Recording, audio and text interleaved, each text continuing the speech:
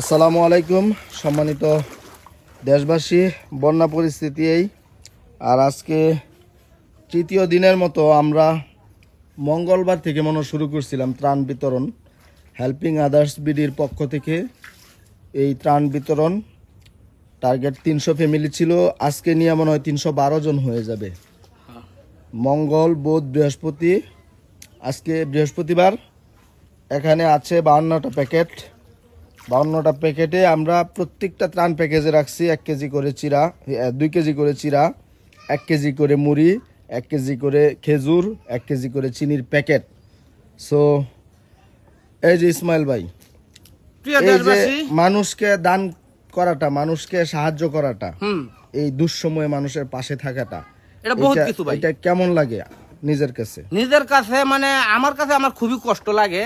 তারপরে মানুষের পাশে যখন গিয়ে দাঁড়াই, তখন আনন্দ মানুষের যখন আমার সাইড দিকে আমার দিকে আইয়ে যে বাবা কি ভাই আইলা, কি সমস্যা, আর এই ফানি ভাঙ্গিয়া তুমি দেখ পারাইছো, তখন কিন্তু আমার কাছে খুব জিনিসটা আনন্দ লাগে। এই যখন গামিয়া যাইতেছি নগদ আমি হন এই জিনিসটি এই এলাকার যাই আমার।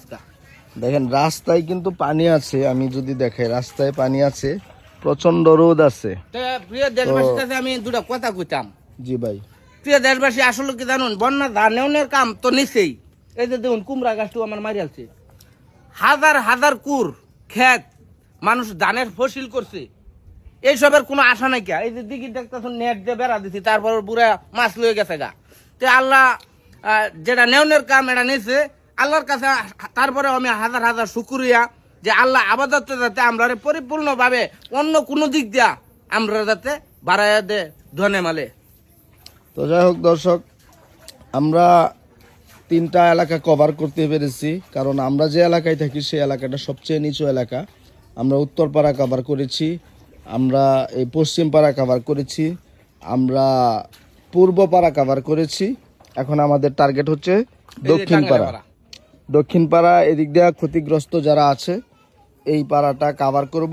যদি এতেও না হয় তাহলে আরও প্যাকেট আমরা পুরো এলাকা, যদি কভার না হয় আরও ত্রাণ সামগ্রী আমরা কিনে যতটুকু পারি, যতক্ষণ পর্যন্ত মানুষের পাশে থাকা যায় ততক্ষণ পর্যন্ত চেষ্টা করব। মামা, আপনি তো শুরু থেকে আমরা লগে আসুন বাবা, কষ্ট মষ্ট করতেছুন, এদিকে আইন, আপনার দুটা কথা নেই।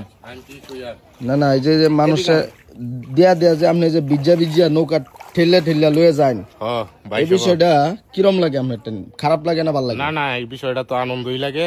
এখন যাই হোক, আমরা সমর্থ অনুসারে আল্লাহ বালাই দেওয়াইছে, আলহামদুলিল্লাহ।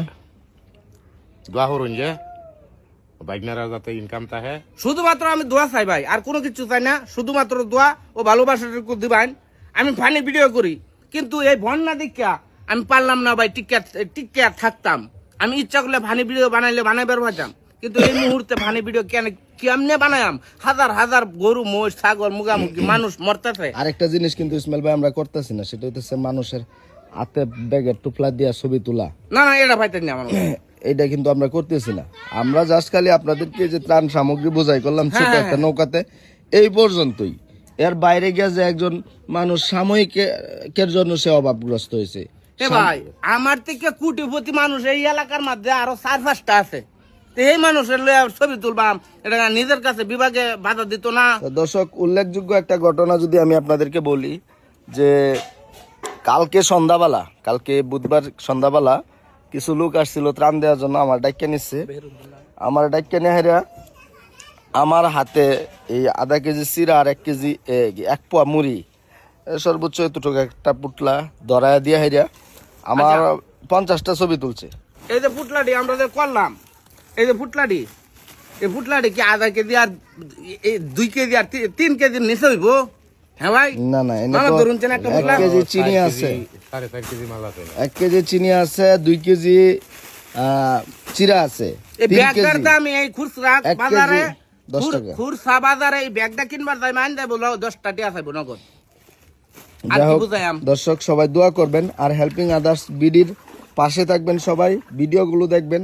আমরা মানব সেবার জন্য যতটুকু পারি করব। তো আমি ইসমাইল ভাই যাচ্ছে, আমি যাচ্ছি না। ইসমাইল ভাই কিন্তু শুরু হয়ে গেছে। আমি ঠিক আছে মামা, তাহলে যান। আপনারা বুঝতে হাইতাছি। এই যে দেখুন আমরা চোখে মুখে কিন্তু ফানি ঘাম ছুটতে গেছে অলরেডি। এই প্রাণ দিয়ে আমরা বিলাই দেন মানে পুরা ভিজা দেয়। সবাই দোয়া করবেন।